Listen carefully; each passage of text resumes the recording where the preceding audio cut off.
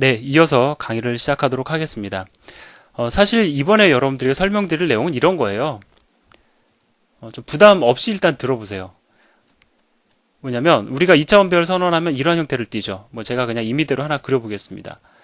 자, 가로와 세로의 길이가 3, 3인 2차원 배열입니다. 이거 메모리상에 할당될 때에도 이렇게 2차원의 형태를 띠면서 실제로 할당이 되느냐?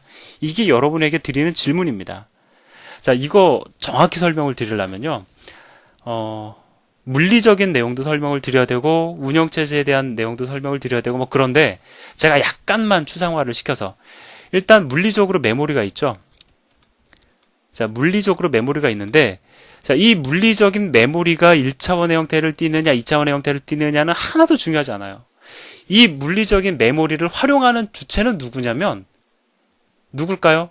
요 위에다 그릴 거 바로 운영체제, 오퍼레이팅 시스템이 바로 이 물리적인 메모리를 활용하게 됩니다. 우리가 구현하는 프로그램은요, 바로 이 운영체제 위에서 동작을 해요. 보통 어플리케이션이라고 얘기를 하죠. 이제 앱이라는 표현도 많이 씁니다. 예, 우리가 구현하는 어플리케이션, 앱은 운영체제 위에서 동작을 합니다. 따라서 운영체제가 메모리를 어떤 식으로 활용을 하느냐에 따라서 우리의 그 메모리 활용 형태가 결정이 되는 거예요. 그러니까 우리가 지금 예를 들어서 몇 번지 얘기하는 거 있잖아요. 그거 물리적인 메모리 주소값일까요? 예를 들어서 0x1001번지 이거 물리적인 메모리 주소값일까요? 아니에요. 물리적인 메모리는 제한적으로 존재합니다. 근데 이 메모리 공간의 주소값을 갖다가 다 일일이 매겨가지고 활용하게끔 하는 거. 그러니까 이건 정말 깡통인 거죠. 우리가 컴퓨터만 깡통이 아니라 진짜 메모리도 정말 깡통입니다. 이 메모리 공간을 어떻게 활용을 하느냐는 완전히 운영체제에 의존적이에요. 그래서 운영체제가 주소값도 다 매겨줍니다. 자, 너는 몇 번지. 자, 그리고 내가 이런 식으로 접근해가지고 데이터를 읽고 쓸 거야.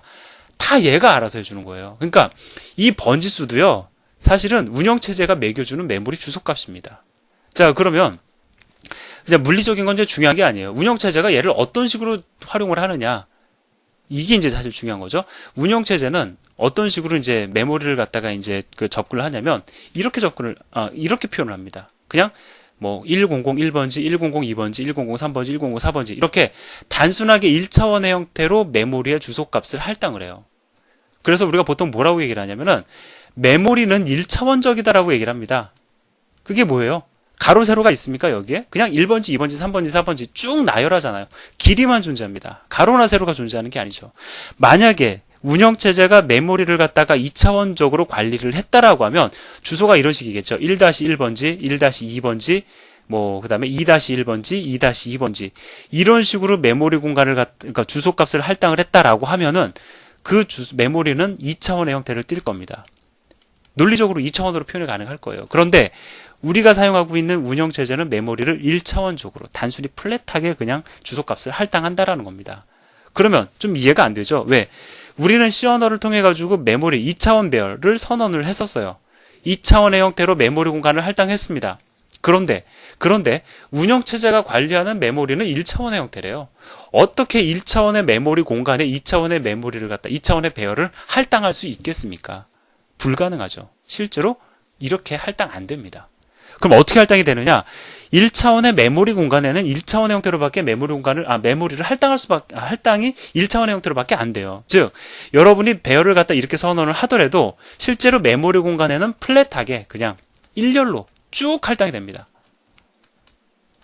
마저 쓸게요. 9개 채워야 되니까.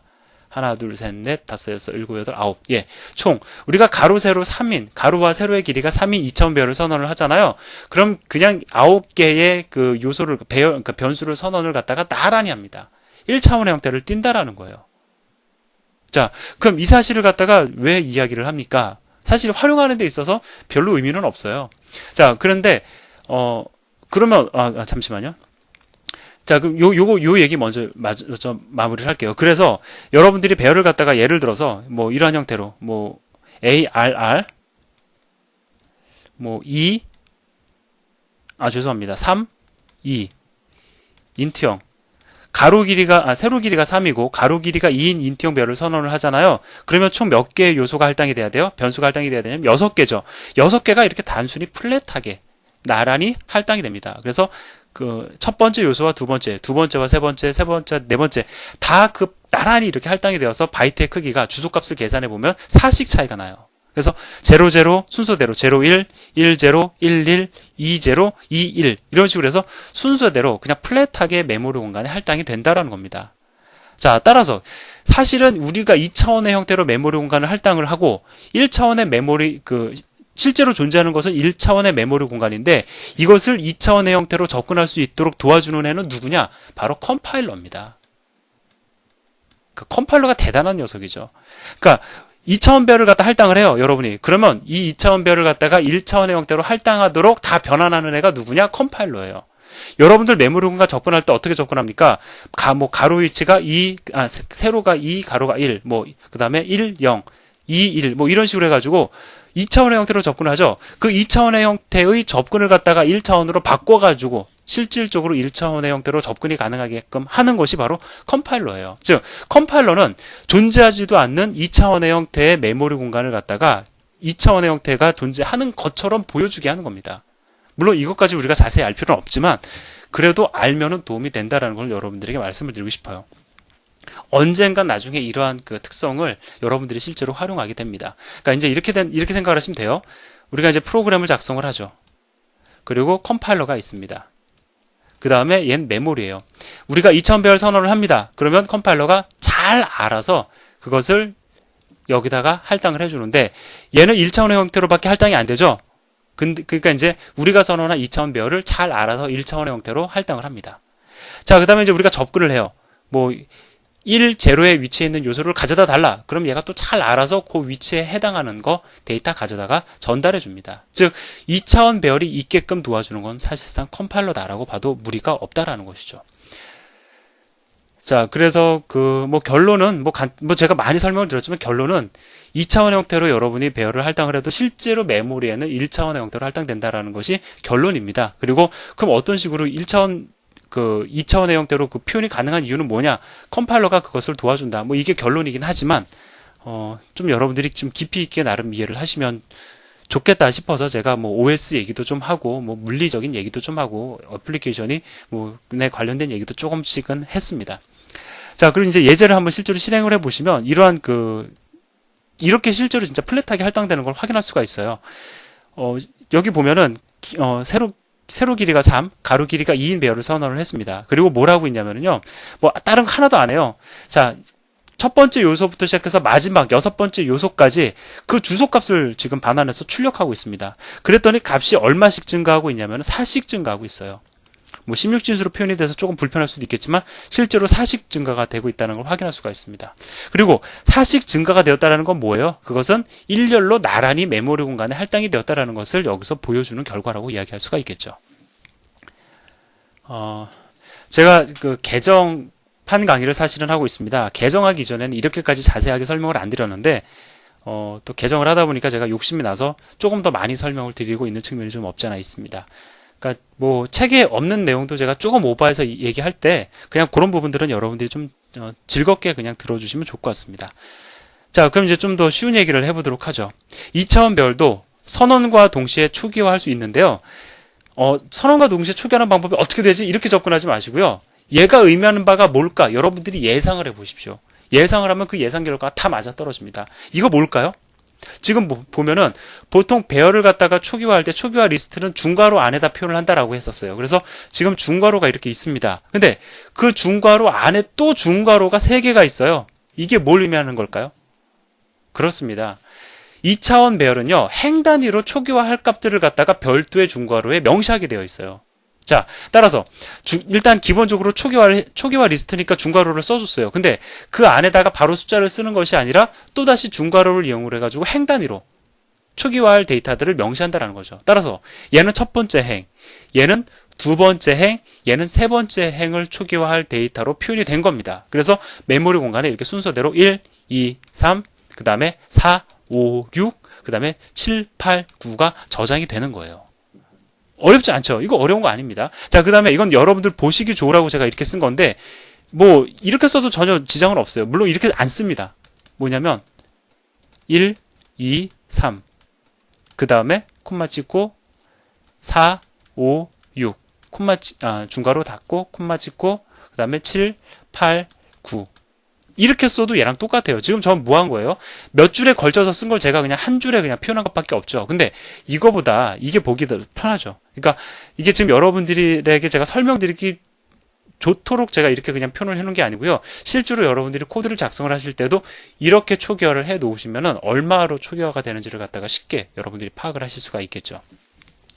자, 그럼 얘는 어떤 식으로 초기화가 이루어질까요? 지금 보면은 행단위 초기화, 얘가 1행, 얘가 2행, 얘가 3행인데 1행에 초기화할 데이터가 3개인데 하나밖에 안 써 있어요.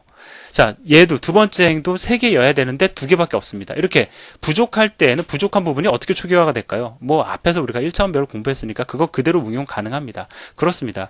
부족할 경우에는 0으로 이렇게 채워집니다. 자, 1이 들어갔어요. 근데 나머지 부족하니까 0으로 초기화가 된 겁니다. 4, 5 들어갔어요. 세 번째 거 부족하니까 0으로 초기화가 된 겁니다. 자, 따라서 이렇게 생략을 하신 경우에는 얘는 얘와 동일하다라고 이야기할 수가 있겠죠. 왜? 부족한 부분이 0으로 채워지니까. 자, 그럼 이번에는 이 안에다 중괄호를 갖다 쓰지 않으면, 그러니까 이렇게 한번 먼저 보자고요. 1, 2, 3, 4, 5, 6, 7 이렇게 쓰면 어떻게 될까요? 자, 물론 우리가 이런 생각도 해볼 수 있습니다. 컴파일 에러 발생하는 거 아니냐. 일단 에러 발생 안 합니다. 초기화가 나름대로 이루어집니다. 근데 이거 1차원 배열 초기화할 때 쓰던 그런 문법이잖아요. 그 안에 행을 구분하기 위한 중괄호가 없습니다. 이 경우에 어떻게 될까요? 여러분들 예상한 거 거의 대부분 맞으셨을 겁니다. 그래요. 그냥 순서대로 들어갑니다. 그냥 순서대로 좌상단부터 우하단까지 1, 2, 3, 4, 5, 6, 7을 채워요. 1, 2, 3, 4, 5, 6, 7 이렇게 채웁니다. 부족한 부분은 어떻게 돼요? 그냥 0 채운다. 그 개념이 그대로 적용이 되는 겁니다.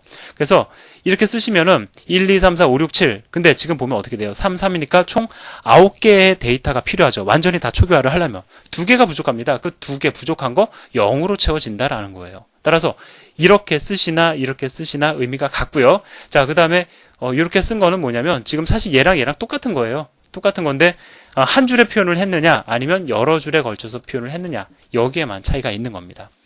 그래서 초기화하는 방법 너무 길게 설명을 하면은 지루합니다. 여러분들 사실 이 예제 한번 실행해 보면 그 결과 바로 파악이 돼요. 따라서 제가 추가적으로 말씀은 안 드리고요. 제가 앞에서 보여드렸던 행단위 초기화 이루어지는 거 확인을 하기 위한 배열이고요. 그 다음에 행단위 초기화이긴 한데 초기화할 데이터가 부족한 경우 0으로 초기화가 이루어진다는 것을 확인하기 위한 배열이고요. 그 다음에 행단위 초기화를 하기 위한 중괄호가 없을 경우에 어떤 식으로 초기화가 이루어지는지를 확인하기 위한 배열입니다. 자, 이렇게 포뮬을 이용을 해가지고 실제로 얼마로 초기화가 되는지를 갖다 출력하고 있습니다. 그 실행 결과를 통해서 여러분들이 제가 설명드렸던 내용을 갖다가 복습하시기를 바랍니다. 자, 이제 마지막으로 우리가 1차원 배열 선언을 할 때 이런 식으로 선언 가능하다 이야기했었습니다.